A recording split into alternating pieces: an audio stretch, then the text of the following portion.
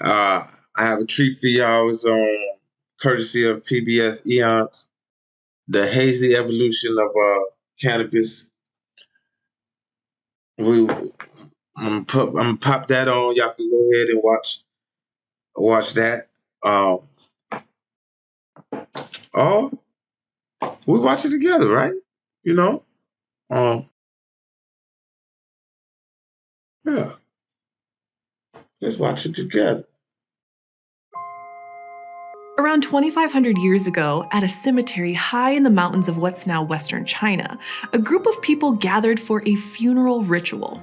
They placed hot stones inside 10 wooden containers scattered around the room, then laid leaves on top of the stones. As the leaves started to burn, they filled the enclosed space with a haze of smoke, and as the funeral goers inhaled, they found their minds being shifted to a new, peculiar state.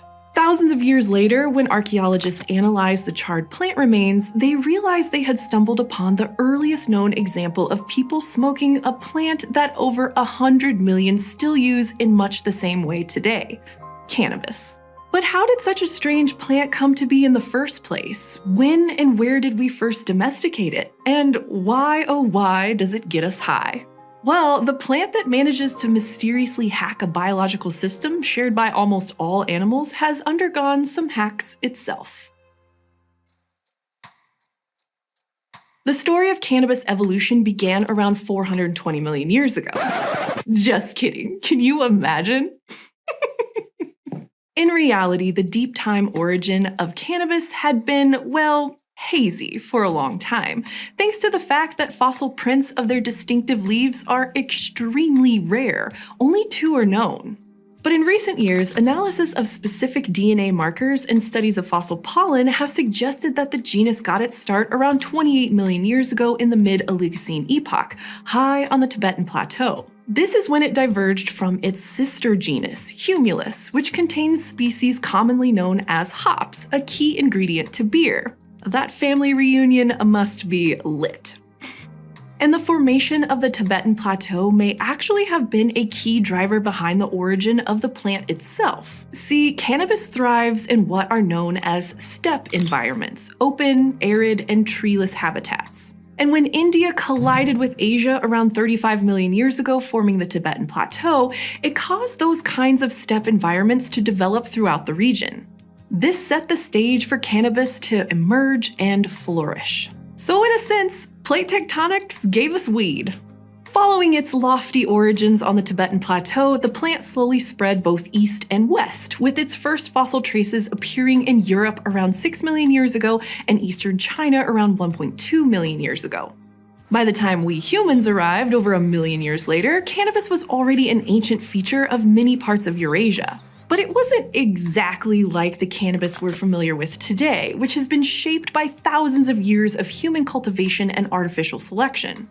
Exactly how and when our relationship with this strange plant first began, and how much we changed it over time, has been a mystery for a few key reasons. For one, we haven't been able to find any living populations of the wild ancestor, if it even still exists at all. Sure, there are plenty of places where cannabis grows in the wild today, but all of those plants seem to be escaped lineages that were once domesticated, making them feral rather than truly wild. In fact, the plant's tendency to go feral and grow in the wild is where it got the nickname weed. Plus, considering its use has been taboo in many cultures, a lot of cannabis breeding has historically been done in secret. And samples are often hard to legally collect, making its domestication history difficult to reconstruct.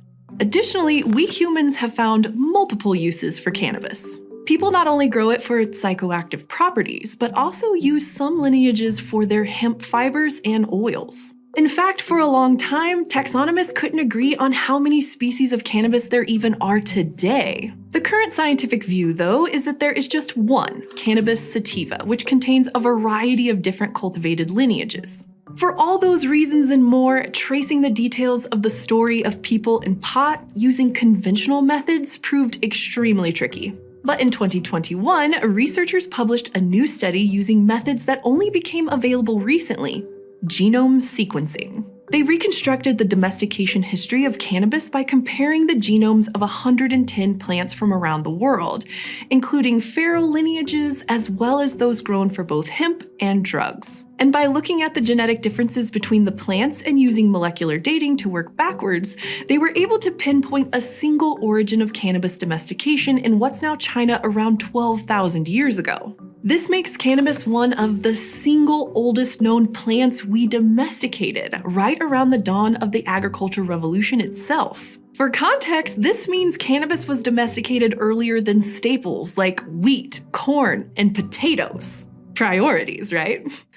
The genomic analysis also suggested that early domesticated cannabis was probably first used as a multi-purpose crop, with the hemp and drug-type lineages only separating from one another genetically around 4,000 years ago. This is when people began deliberately breeding different lineages for two different purposes, leaving a strong signal of divergent selection in the genomes of each type. The researchers were even able to pinpoint signals of selection on specific genes responsible for the characteristic differences between the two types. Like, for example, the genes responsible for the taller and unbranched stems with higher fiber content of hemp-type cannabis. And conversely, the genes behind the shorter, branching stems of drug-type cannabis with woodier cores, more flowers, and greater resin production. After these two cannabis types diverged around 4,000 years ago, we start to find clear archaeological evidence of people using both types throughout Eurasia and beyond. Multiple fiber artifacts from hemp-type cannabis appear in East Asia around this time and spread westward into Europe and the Middle East. The first clear evidence of people using drug-type cannabis to get high comes from that mountain cemetery in western China 2,500 years ago, which researchers reported in 2019. And written evidence from India indicates that people were using drug-type cannabis as far back as 2,000 years ago, with it reaching Africa by the 13th century and Latin America by the 16th century. Clearly, it's a plant that we humans have had a very long history with. But despite being able to figure out how and when we domesticated it, why it gets us high in the first place is still pretty mysterious. Is it just an accidental quirk of biochemistry or some kind of adaptive evolutionary strategy on the part of the plant itself? And if so, what could that strategy originally have been? Like, surely the plant doesn't want to be burned and inhaled or baked into brownies by a species of bipedal ape, right? Well, to dig into that question, we first need to look at exactly how cannabis gets us high in the first place. See, the primary molecule cannabis produces that's responsible for its psychoactive effects is called tetrahydrocannabinol, or THC. And it's just one of many chemicals that cannabis produces, which has led it to being described as the plant of 1,001 molecules. Studies have shown that some of them have antimicrobial and antifungal properties that help defend the plant against disease. Others seem to act as a natural sunscreen, protecting the plant from exposure to dangerous levels of ultraviolet radiation at high altitudes. Which makes a lot of sense, seeing as its original Oligocene habitat was on the Tibetan Plateau, where UV exposure is especially high. Plus, there's also evidence that these molecules help to deter some insect pests and grazing herbivores, thanks to their off-putting taste and disorienting effects. But we still don't completely understand the full ecological context that drove cannabis to become such a prolific chemist. What we can say, though, is that some of those molecules, like THC, happen to be the right shape to bind to specific receptors in our bodies, ones involved in what's called the endocannabinoid system. This is an ancient cell signaling network that's found in almost all animals, from us primates to sea urchins, possibly dating back as far as 600 million years. And the system uses a class of molecules produced by the body called endocannabinoids. Many of them are similar to the ones cannabis produces, and they regulate a wide range of important biological functions. These include appetite, sleep, mood, learning and memory, metabolism, and various aspects of overall growth and development.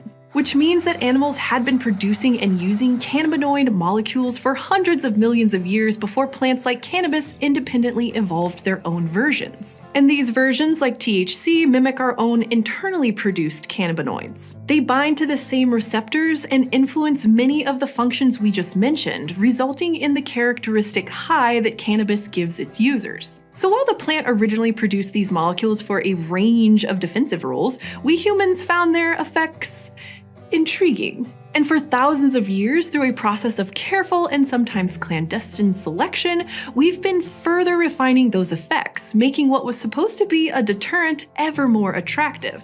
So because of its ability to hack an ancient cellular signaling system of animals, cannabis became a favorite of many early cultures and a taboo in many modern ones. Whatever your view on its use today, cannabis is a plant that humans have been growing for longer than almost any other, and one that we've been actively changing for 12,000 years and counting because of how it changes us.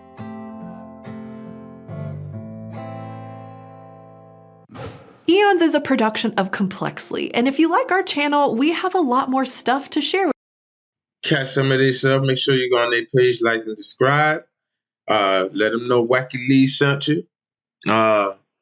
You have any comments or questions down below? Tell me if you found that interesting. I'm